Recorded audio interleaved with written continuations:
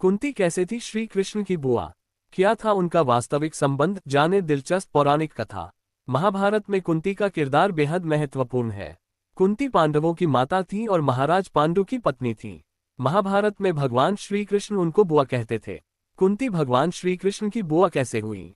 आइए जानते हैं इससे जुड़ी रोचक बातें। हिंदू धर्म में वेद, पुराण, ग्रंथ और अन्य धार्मिक पुस्तकों में हिंदू धर्म की संस्कृति और विरासत का वर्णन किया गया है। इन वेद पुराणों में जीवन जीने की पद्धति समेत धर्म अधर्म को लेकर उपदेश दिए गए हैं।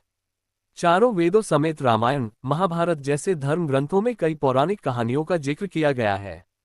रामायण में जहां मर्यादा पुरुषोत्तम भगवान श्री राम के आदर्श, न्यायप्रियता और स्थापना का वर्णन किया गया है, वहीं महाभारत में भगवान श्री कृष्ण की लीला और धर्म पर अधर्म की जीत का उल्लेख मिलता है। महाभारत में कई रोचक किस्से कहानियां सुनने को मिलते हैं। कुछ कथाएं तो हैरान करने वाली होती हैं। महाभारत में कई नायक व नायिकाओं का जिक्र मिलता है।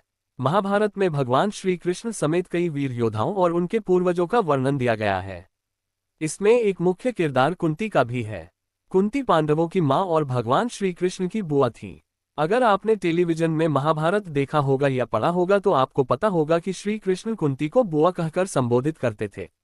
ऐसे में आपके भी मन में आता होगा कि कुंती भगवान श्री कृष्ण की कैसी बुआ थी? भगवान श्री कृष्ण उन्हें बुआ क्यों कहते थे? तो चलिए आपको बताते हैं कि कुंती भगवान श्री कृष्ण की कैसी बुआ थी।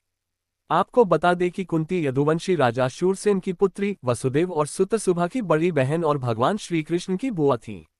नागवंशी महाराज कुतिभोज ने शूरसेन से कुंती को गोद ले लिया था।